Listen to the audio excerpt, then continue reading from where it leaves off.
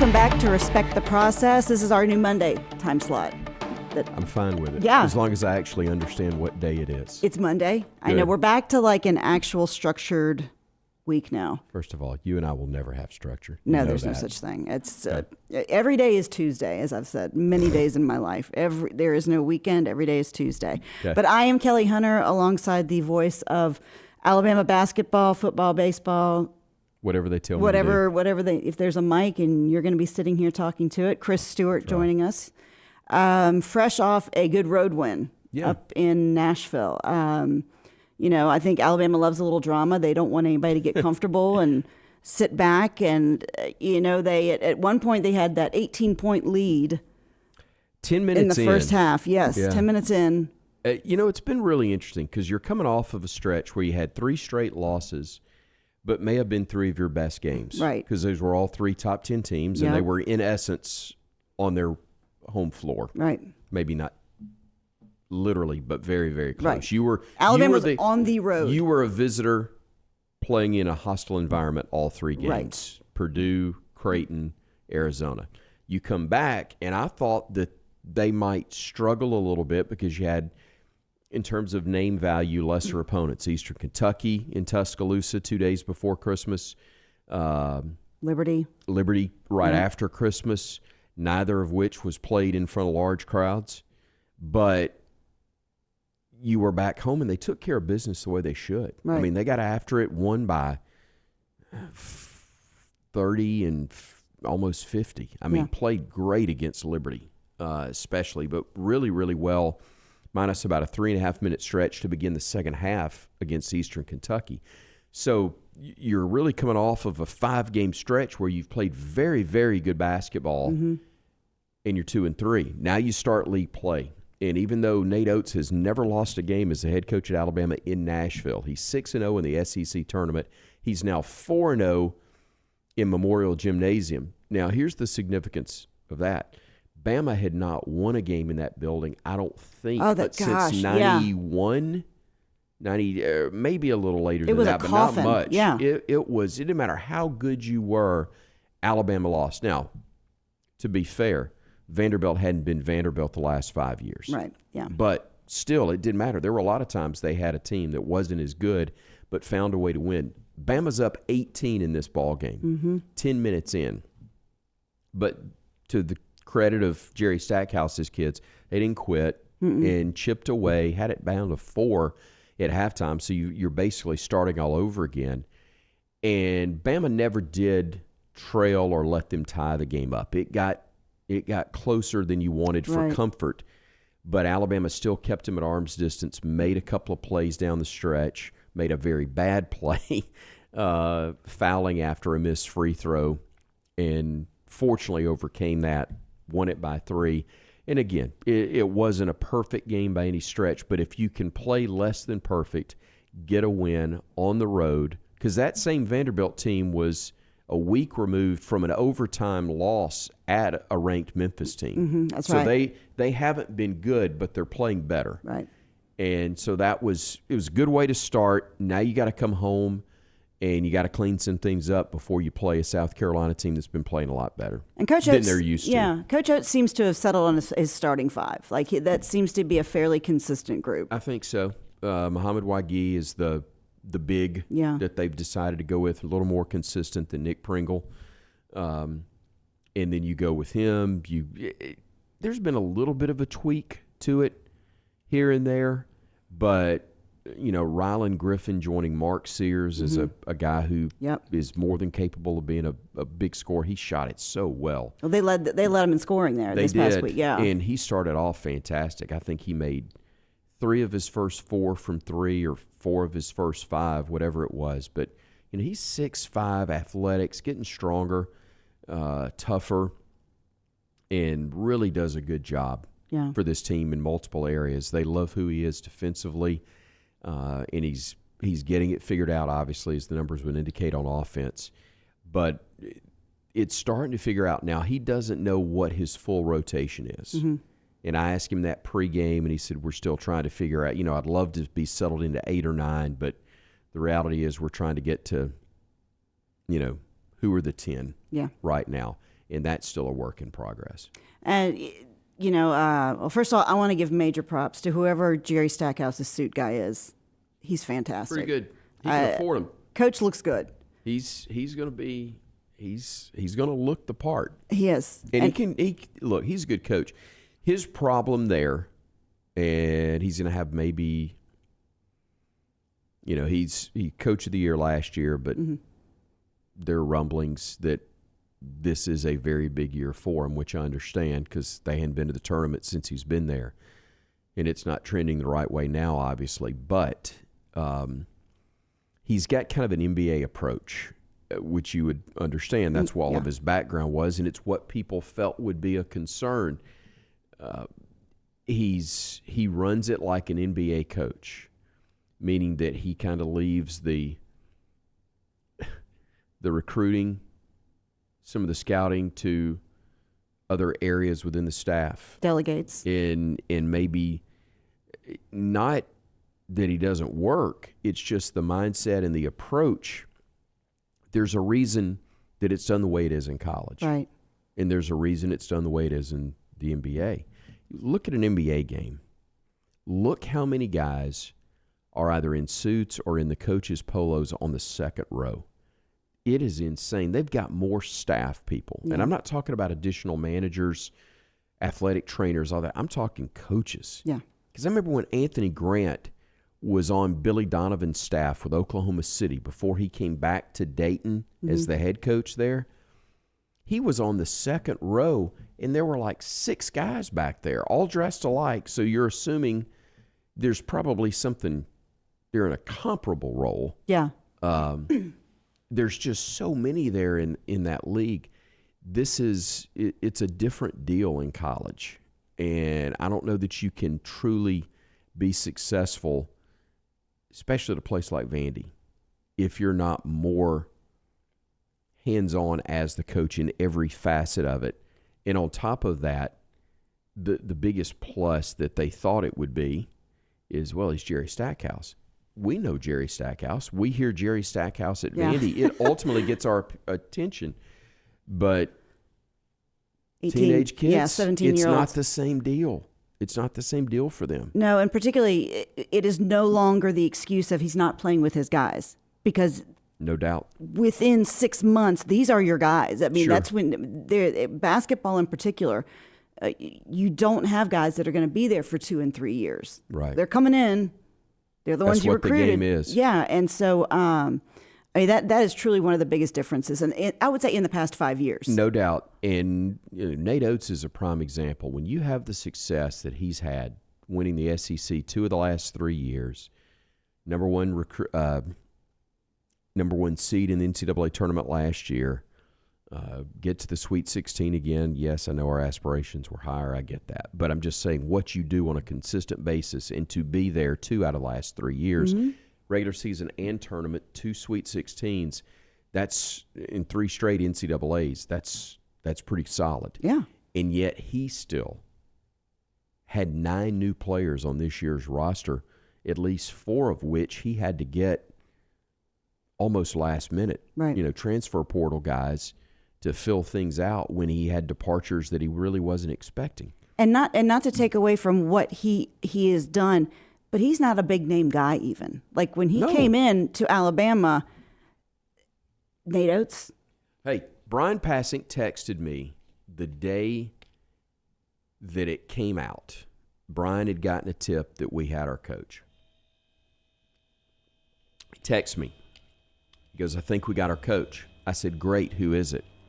His reply, Nate Oates. I said, great, who is it? Yeah, Ted Lasso. I didn't. No. I didn't know who he was. Now, he goes, Buffalo. I said, I know Buffalo. Yeah, familiar with them. Nate Oates didn't know me either. And I should have known the name Nate Oates from that, but I just didn't. No. Buffalo, he'd only been the head coach 4 years. He'd been an assistant there, and then was a high school coach prior to that. So I didn't know who he was. By golly, I do now. But that just tells everybody does. Yeah. I mean, he does a hell of a job out there to be able to go and bring in the talent, and in such a short time. And don't forget, too, he didn't just have to get new players. he had to sign a new coaching staff. Right. Before, he had to hire 3 new coaches because each of his assistants got Division I head coaching jobs. That never happens. Nobody, you may lose 3 coaches, but they don't all get D1 head coaching jobs. That's what happened with Charlie Henry, Antoine Petway, Brian Hodgson, and they were the guys that had been with him for the previous 4 years in building what Alabama was. So he's got to get the staff in. Oh, by the way, when those guys go, they take some of your younger staff members with them and promote them.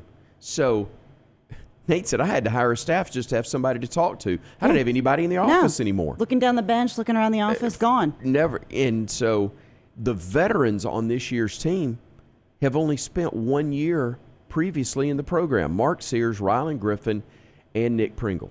Those are the guys that have been around that are the veterans, and they've got all of 1 year that they've been there. It is different because, and interesting because it is so radically different than the way it has been 5-10 years ago that you almost wonder, who do they seek counsel from? Like, who, as a coach, it's like, I know you're always talking to other coaches or advisors, but again, you're not recruiting necessarily high school guys anymore. Yeah.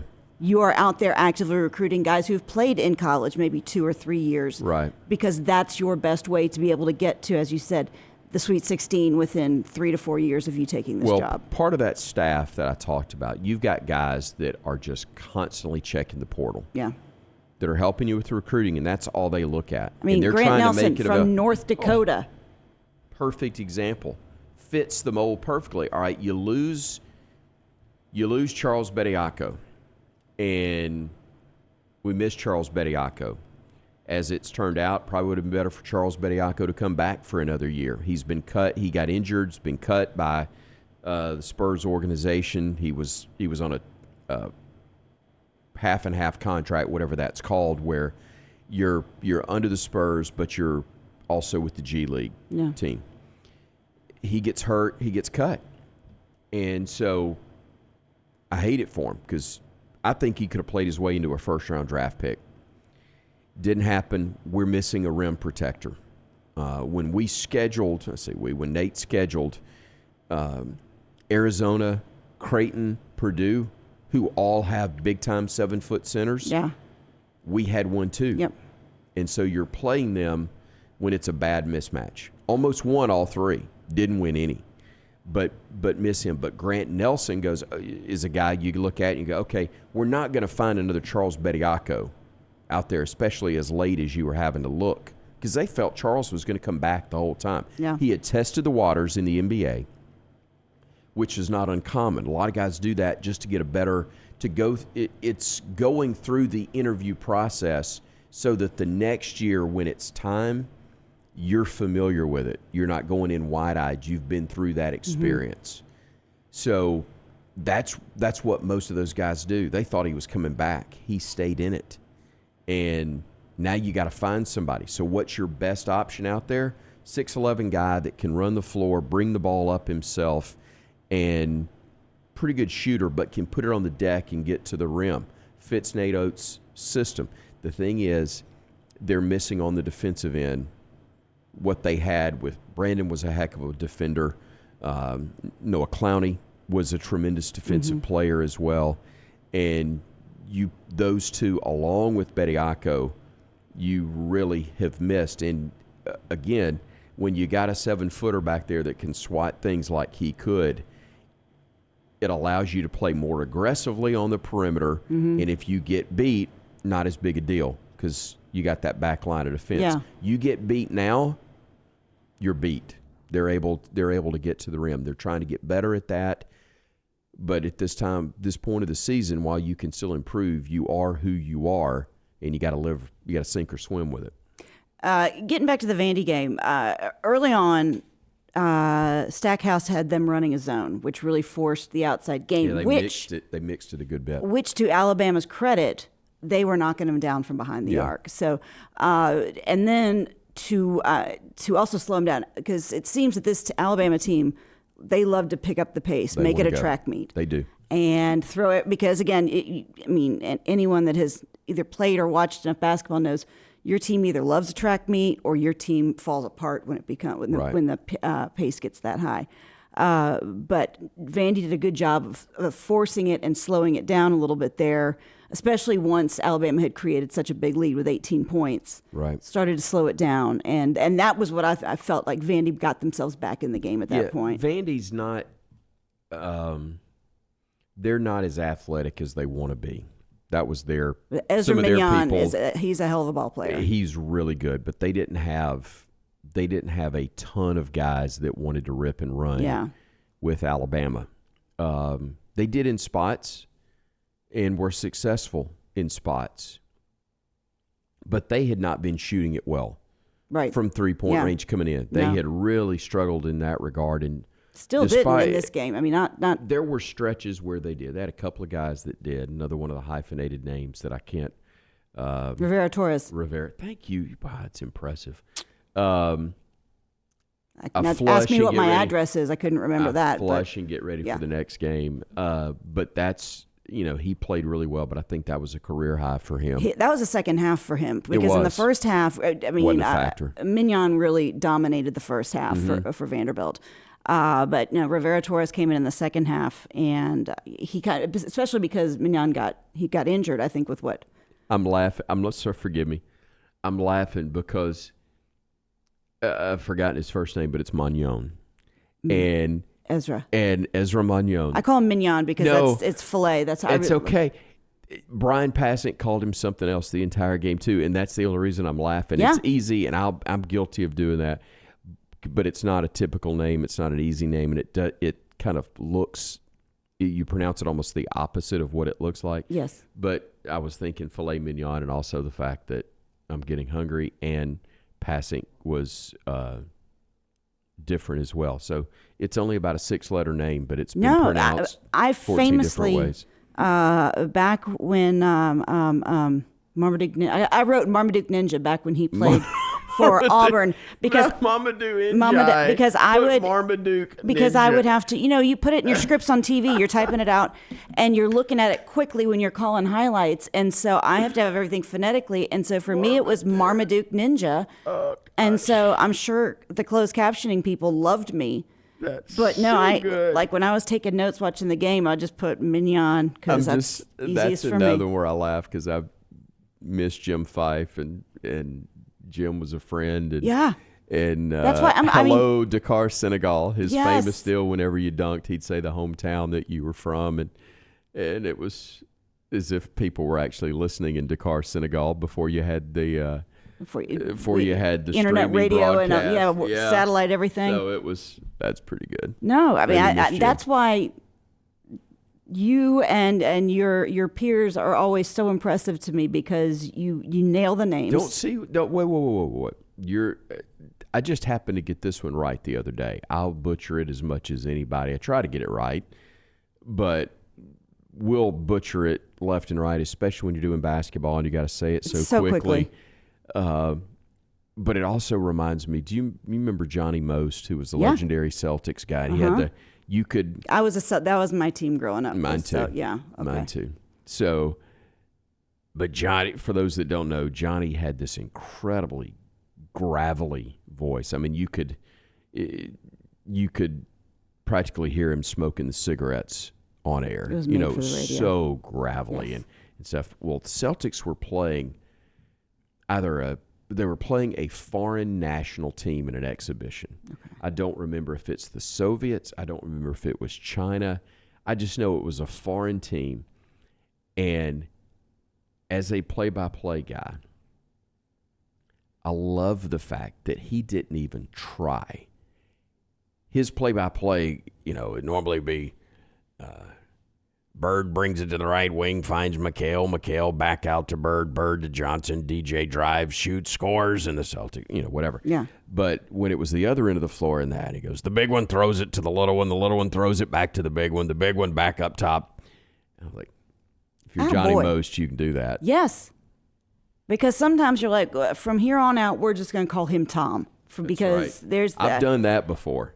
And I respect, because even what is it, DJ ukulele, DJ, that's right. who I would that's probably, DJ Ungalale. Yeah. See, and I always think of when you say, what is his name? I think of Wagyu beef or whatever. Or Wagyu. Thank yeah. you. That's whenever I see him. Muhammad Wagyu, and that's. But I finally have said it enough where I can.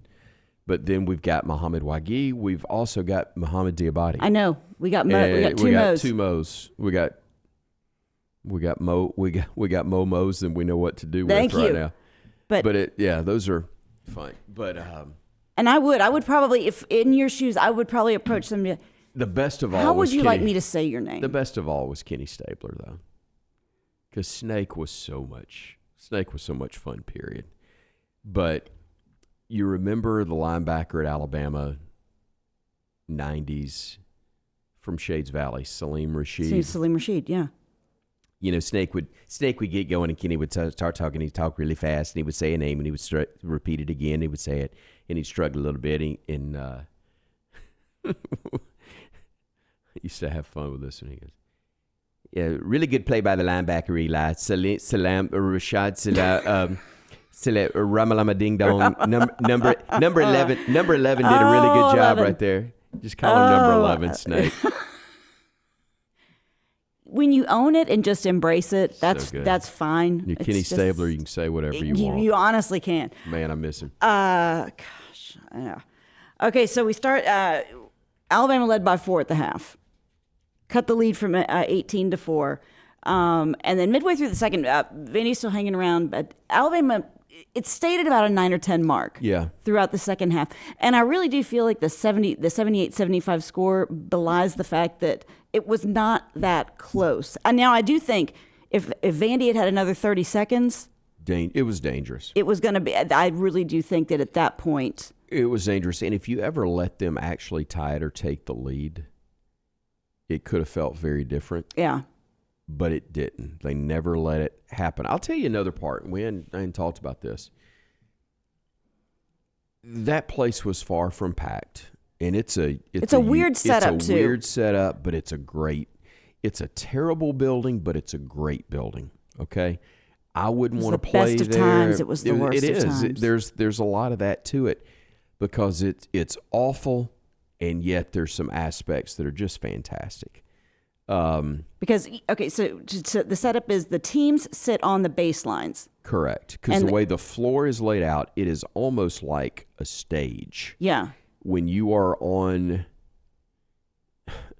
for lack of a better term, when I'm sitting press row, but when you're sitting courtside and you're on the front row of courtside, you are sub-floor. Yeah, because the floor is elevated. Yes. What is made more unique on our end, and I understand sponsorships and signage and all that stuff, it's just flat out stupid. They've got those scores tables that you have down press row most places, right. And they've got digital boards and stuff. When you're sitting courtside on them,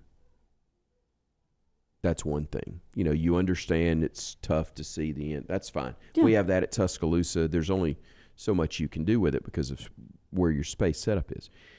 But when you've got a sitting subfloor and it is blocking from about 3 to 4 feet inside the free throw line all the way to the baseline, and your subfloor, that means you can't flip and see. Yeah. Which is an important part. It's an important part of the game. There was a player down underneath the basket, got knocked down on the baseline for Alabama, and I had no clue who it was. Oh, that's right. You can't see it going in for the rebound because you can see him. You can see him from the waist up, but when he went down, you have no clue if they're inbounds, out of bounds, 4 feet from the baseline, 4 inches from the baseline. You can't see. You need to put this in your Yelp review. It would be. And people have complained they don't do anything. No, it's Vanderbilt. It's almost like boxing because you are sitting there looking up, and that's fine. If you had a better if you vantage didn't point. have something blocking half the ring, which is almost what it is. And I remember how I became bitter old man, get off my lawn, going down this road. Yeah. But It is a unique place. Most of it is real. I think really cool. I think it was the previous trip to Nashville. We were there really early, and I just kind of walked around and looked from the different perches. Yeah. And I was picturing what that's like, in a packed house. And where I originally started down the path on this story is that it wasn't packed, but it was a really good crowd there for a team that was sub 500, right, starting conference play. But the reason the building looked as good as it did in terms of the crowd, Bama had a ton of fans there. Well, that's what I was going to ask. It's not a hard trip. It's an easy trip. What a great weekend. Go up to Nashville for the 2:30's weekend. perfect because you could do what I did, drive up and go back. You don't have to. You can make a weekend of it. You can get a room the night before, night after, both, whatever you're wanting to do. But you don't have to go see them. Mm-hmm. And you can get tickets because they're not going to sell out. Same thing as football. Exactly. No doubt. So baseball, not so much. But. Yeah, they do pretty well there. Yeah. But also smaller venues. But that's a really good place to go on a trip, and it was the perfect time to be able to do it. And you got a lot of fans in Tennessee. You got a lot of fans North Alabama. All of those factors, and they took full advantage, man.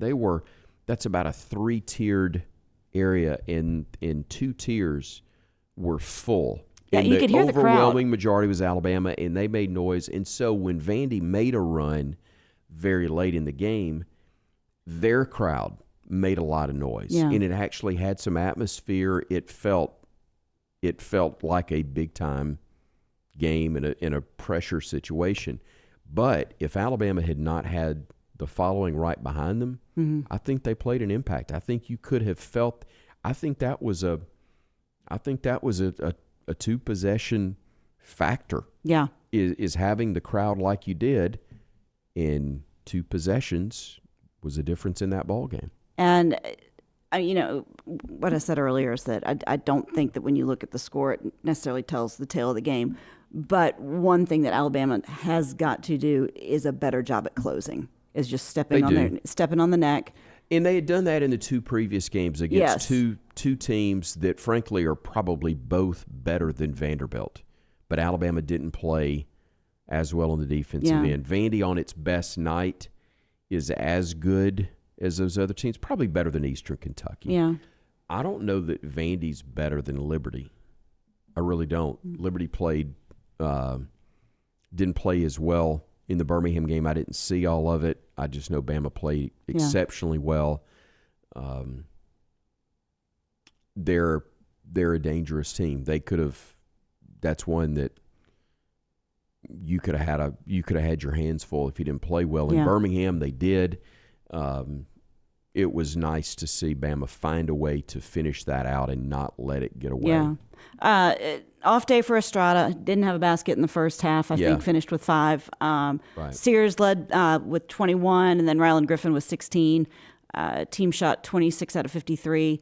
But Alabama, they lead the league in points per game. I think they're second in the nation. One of the best in the nation. Yeah. And then, Mark Sears also leads the league. Let me tell you, if Alabama can contend, and I don't know if they can, this is a really good league, and there are teams that defend as well as score at a really good clip.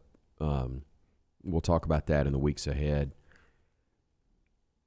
But if Alabama can be near the top in the league, I think Mark's got a real good chance of winning Player of the Year. If Alabama's going to contend. Okay, Mark, sorry. Yeah, if Mark Sears, if Alabama does contend for the league title, it'll be because Mark Sears continues to play at the level he has been.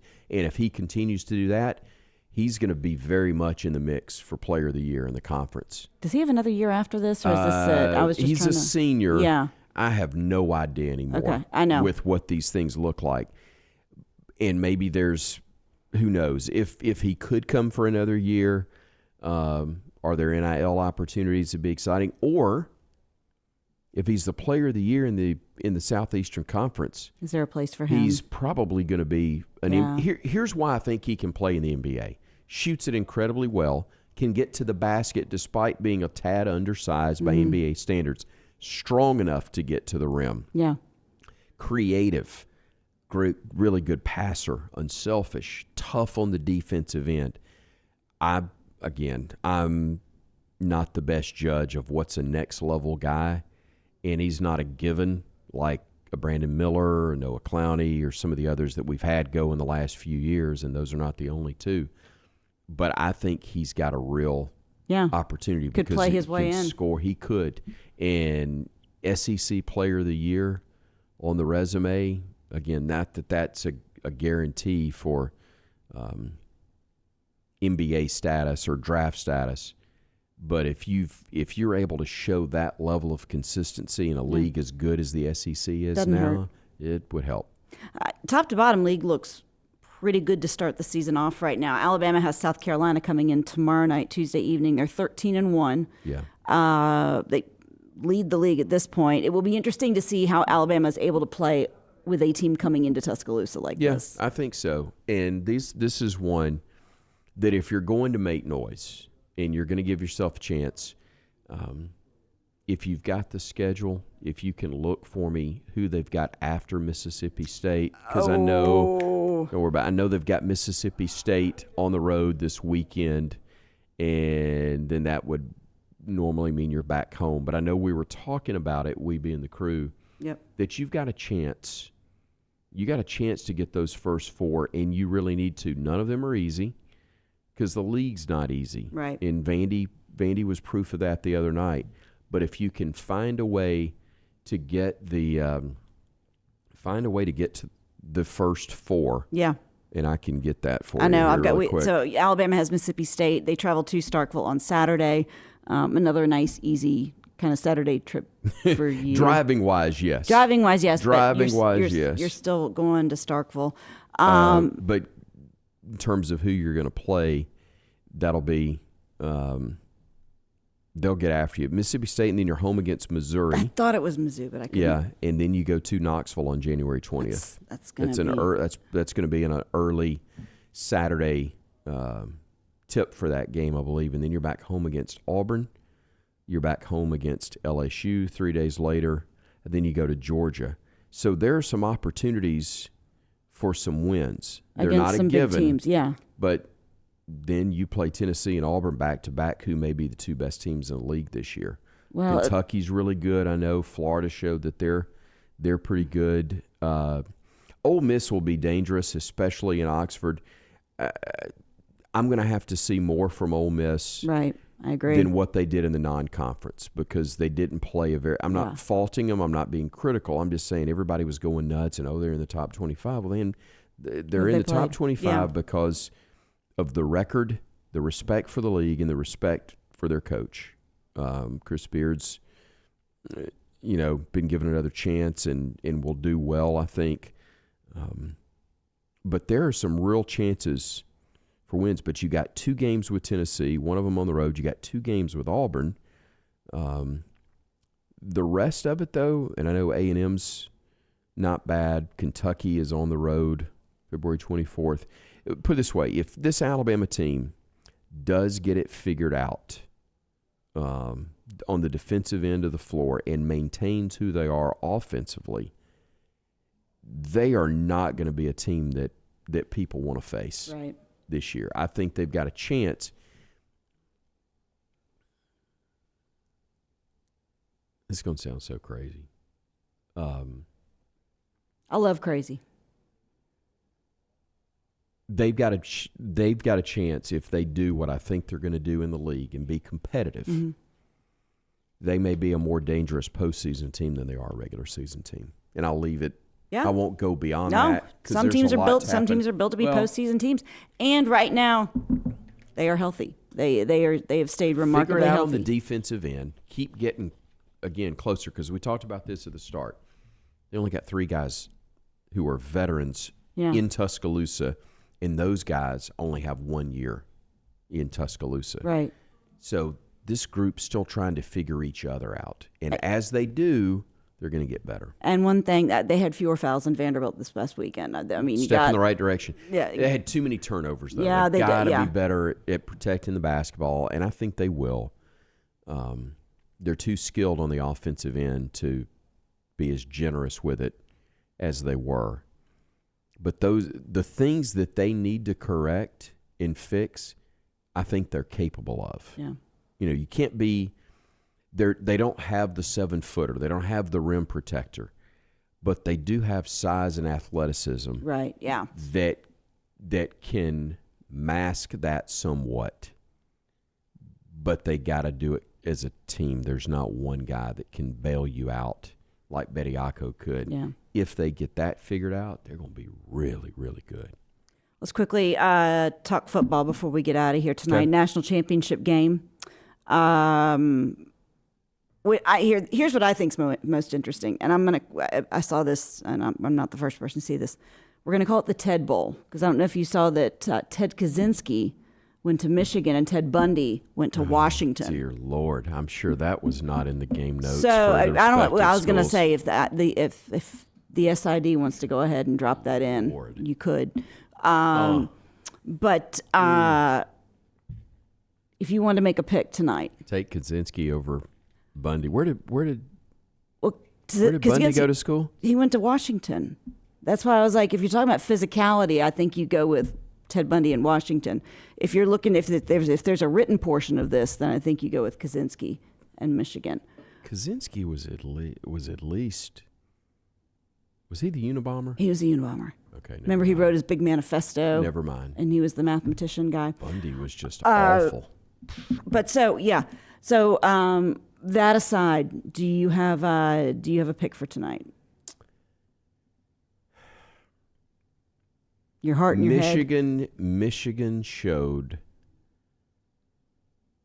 a level of resiliency, of the intangible stuff that exceeded what I thought they had. But the biggest thing that is tangible is their speed. I think if they get to Penix the way they were able to get to Milrow. And man, they did, and they were good. And you can talk about snap. You can talk about Jalen's read on the final play, all that stuff. With JC getting blown up on that right side, that didn't help matters either. Yeah. And that was the type of play their defensive front made the bulk of the game. They were really, really good. And again, collectively far faster than I thought. That being said, watching the Washington-Texas game and seeing the way that Penix, part of it's being a left-hander, but there were some two-alike throws where it comes out of his hand and there's a flame behind it. It's so quick and it's so thrown so well. If they get things going, and Alabama never could. I didn't think Alabama played anywhere near their capability offensively. A lot of that had to do with the Michigan defense. Mm-hmm. But if you can get them on their heels, something tells me Washington may be able to do that. I think it could be a tough game for Michigan. I will be pulling for Washington, but I will sleep regardless. I'm not going to lose a lot either way. I know. Yes or no, will Harbaugh be back after tonight?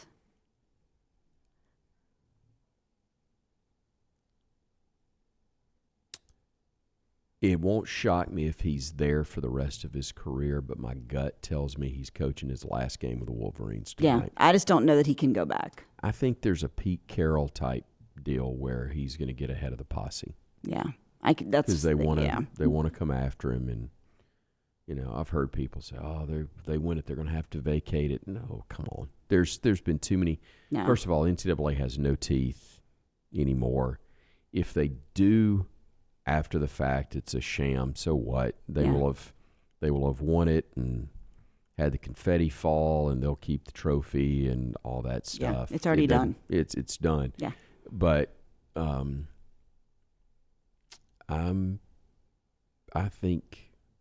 just have a feeling this is it for him. Nick Saban's still not retiring. He ain't going anywhere. As far as you'd heard, as of Monday, January 8th, he hadn't called me this afternoon. Well, normally I would have heard from him by now. Any surprises that declared either for the draft or the portal since we spoke last Thursday? As we're talking, I don't think so. Pretty much. I think Christian's story, from what I've heard, a little bit of a surprise there and disappointing because they really felt like he was going to be a big factor next year, could help a lot. Again, we talked about this, but nobody's better than Nick Saban at making the adjustments that need to be made, whatever they may be. And if you lose a guy, then he's as capable as anybody of going and getting. It's so different. Yeah. I mean, there may be a guy sitting there established, ready to go for another school the next year that sees something open up at Alabama because those kids have it available to them as well. They know just as well as the coaches do. So And they see something's opened up, and you never know what the connection is. Yeah. They could wind up somewhere else. So I've given up trying to figure out what that all looks like, and just, again, trust that the guy from West Virginia is going to figure it out better than anybody else will, or as well as anybody else will. Just trust and respect the process. That's it. Trust and respect the process. I know. I mean, We ought to do a podcast. Oh my gosh! I mean, I feel like that's in the Kool-Aid. So it's worked. It's worked so far. It's worked extremely well, and it's like people talking about coaches leaving, and I'm not by any means belittling the assistant coaches or their importance, but every year you hear the wailing and gnashing of teeth. People, we're losing this guy, and I'll go, wait a minute. I've been away from my phone. Nick Saban didn't go anywhere, is he? This is previous years, not to what you were just saying. Yeah. They go, no, I didn't see him. Well, if he's back, I'm pretty good with it, because I always remind him when the man left Michigan State to go to LSU, he sent a plane from Baton Rouge to East Lansing for his assistants. Plane came back empty minus the pilot. And 4 years later, he was holding up the Crystal football in Baton Rouge, at the celebration in Baton Rouge. And that staff had been let go at Michigan State. Good guys. A lot of them wound up in Tuscaloosa. Bobby Williams, who was the head coach, being among them. But I'm not worried. As long as that guy's doing the hiring and he's got the resources to do so like he does at the University of Alabama, I'm not worried about who's back. I think he's going to handle that fine. You're going to sleep tonight, too. I'll so. sleep, yeah. I know. He ain't going to call me and ask my opinion, and that's why I have to sleep. I don't have to worry about the phone ringing. Oh, if he needs help with something else, Nobody asked my opinion at home. Why would he call and ask me? I hear you. Okay. Well, Chris, when we need to find you. We need to find me? When we need to find you and you're not at Coleman. Just call my name. I'll come running. Right. I'll be there in a hurry. I'm sorry. Right. My inner Diana Ross just came I out there. Chris Stewart Online is the website. Twitter or X, socials. whatever we're calling it this week. Yeah, at C Stewart Sports is where you'll find me on X. Did you use Let's Get Out of Here this past Saturday? And it was meant wholeheartedly when you're up 3 and they miss and finally all that hits stuff. All zeros. Let's get out of here. Yeah. And I did. Okay. Well, good. Quickly. Because that is... that's what we're about to do now. That's about what we're going to do. We're gonna get out of here. J&J Apparel, where you'll find the T-shirts. We want to thank Scott Forrester for being behind the glass and also bringing water or... He's the best. Whatever else needs to get done back there. So the hook, water, whatever has to be brought in. But thank you, Chris. Enjoyed it. Thank you. We will be back on Mondays from now on, unless we're told otherwise. But thanks for joining us here on Respect the Process, Disrupt the Media, Double Down Media, the next round, you name it. You can get it all here. But before we go, I always do that to people, like when they take a sip. I'm always like, I'm ready. Okay. It just makes it more dramatic. Yeah. Ready? Okay. And before we go, we always have to get a hearty Roll Tide. Tide plays tomorrow night against South Carolina at Coleman, so we'll be listening. 6 o'clock tip. Broadcast coverage on the Crimson Tide Sports Network begins at 5. We'll see you later.